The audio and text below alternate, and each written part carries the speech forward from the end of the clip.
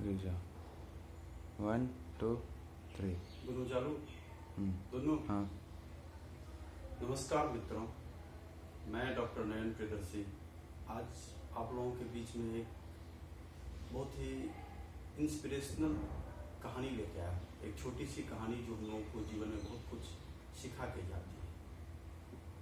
ये कहानी हमारे गुजरात राज्य की है।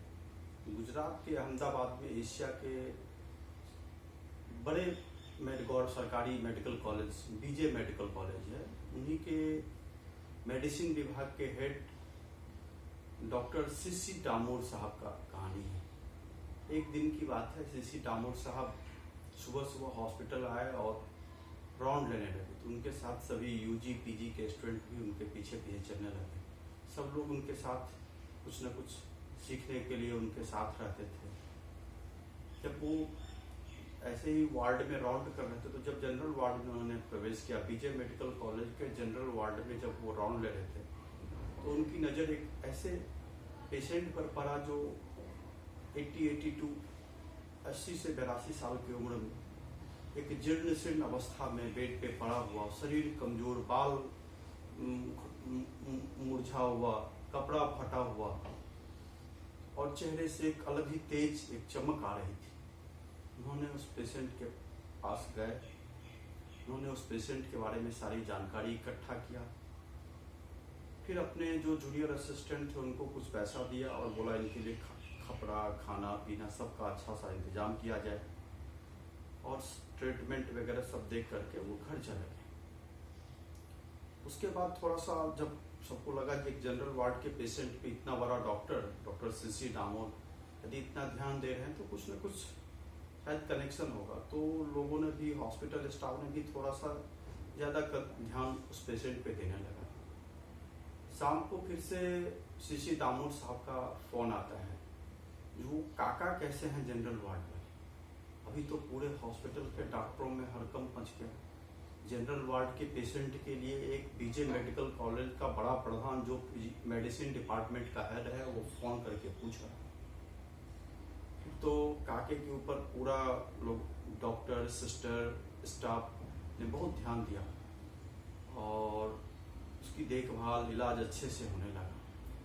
उस काका को बुखार और निमोनिया का प्रॉब्लम था और उस काका को किसी ने रोड से ला करके छोड़ दिया था, कोई उसके साथ में नहीं थी, काका के कोई रिलेटिव नहीं थे साथ। सुबह शाम ये प्रक्रिया चलने लगी। 5-6 दिन के बाद जब फोन आया तो वहाँ के जो ऑन ड्यूटी डॉक्टर थे उन्होंने बताया कि सर पेशेंट तो अच्छा हो गया, काका तो अच्छे हो गए, लेकिन काका के कहाँ जाएंगे, क्या करेंगे, इनके साथ तो कोई है भी नहीं, इनको तो फुटपाथ से ला करके इधर एडमिट किया गया। तो सीसी डामोर साहब ने जो बोला, कल सुबह मैं खुद काका को लेने आऊँगा, आप लोग कल सुबह में डिस्चार्ज तैयार। अगले दिन सुबह ठीक 9 बजे बीजे मेडिकल कॉलेज के बड़ा प्रधान डॉक्टर सीसी डामोर साहब आए और वो जनरल वार्ड में गए।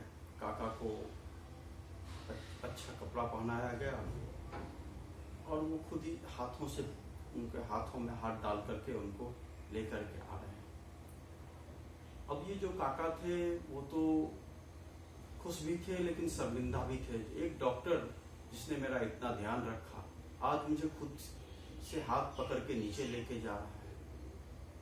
अब वो पेशेंट भी बड़ा आश्चर्यचकित और थोड़ा शर्मिंदा था, जो अब तो इस डॉक्टर ने मुझे जितना मदद करना था, सेवा करना था, भगवान के तरीके से मुझे कर दिया। फिर जब वो नीचे उतर रहे थे तो सारे हॉस्पिटल के स्टाफ, अदर पेशेंट सब भी देख रहा है, जो एक डॉक्टर, इतना बड़ा मेडिकल कॉलेज का डॉक्टर, इतना बड़ा प्रधान डॉक्टर सीसी डामोर साहब एक सामान्य वार्ड के, एक जनरल वार्ड के पेशेंट को हाथ में हाथ डाल के लेके जा रहा है, जिसका कोई रिलेटिव नहीं है, जिसके पास कुछ है नहीं। जब चलते चलते वो लोग गाड़ी के गेट पे पहुंचे, अपने कार के गेट के नजदीक आए, तो काका से रहा नहीं गया और काका ने धीरे से बोला, साहब आप मेरे लिए भगवान हो, आपने मुझे वो सब मदद कर दिया जो भगवान के रूप में करना चाहिए था। अब मुझे आप छोड़ दीजिए, मैं कहीं भी ऐसे ही मांग करके खा लूँगा, अपना जीवन में जी लूँगा।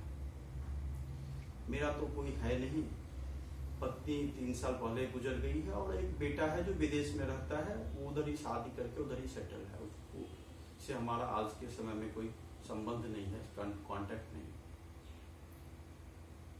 तो सीसी दामोद साहब ने बोला, काका आपको याद है एक लड़का, दाहोद जिला के अंदर एक लड़का आज से 20-25 साल पहले जो पूरे जिला में 12वीं में फर्स्ट आया था और जिसकी माँ दीवाली बहन बच्चे को पढ़ाने में असमर्थ थी, क्योंकि उसके पापा, बच्चे के पिता, वो पहले ही गुजर गए थे। वो दिवाली बहन किसी तरह घर में अगल बगल के घरों में काम करके जिंदगी गुजार रही थी। और जब वो बच्चा लड़का फर्स्ट आया पूरे जिला में, उसके बाद भी उसकी माँ दिवाली बहन पढ़ाने को तैयार नहीं थी। वो कुछ काम धंधे में लगाना चाहती थी, लेकिन आप उनके घर गए, आपने उस दिवाली बहन को समझाया कि नहीं, बच्चे को पढ़ना है, बच्चे को आगे बढ़ना है, और मैं आपको जो संभव होगा मदद भी करूँगा। फिर बच्चे को आपने स्कॉलरशिप दिलाया, उस बच्चे का एडमिशन बीजे मेडिकल कॉलेज में हो गया। वहीं से वो MD मेडिसिन करने के बाद उसी कॉलेज में सहायक प्राचार्य और आज बड़ा प्रधान और मेडिसिन विभाग का हेड हो गया। मेरी माँ भी आज से 6 महीने पहले, काका वो लड़का मैं ही हूँ, और वो शिक्षक का नाम कृपा शंकर त्रिवेदी। अब काका को लगा ये कृपा शंकर त्रिवेदी तो मैं ही हूँ, ये कृपा शंकर त्रिवेदी तो मेरे बारे में ही बोल रहा है। अब काका के आंखों से आंसू, काका के आंखों से गंगा, यमुना, सरस्वती तीनों आंसू के रूप में निकलने लगे। काका भाव विह्वल हो गए, काका पुराने दिनों के यादों में खो गए।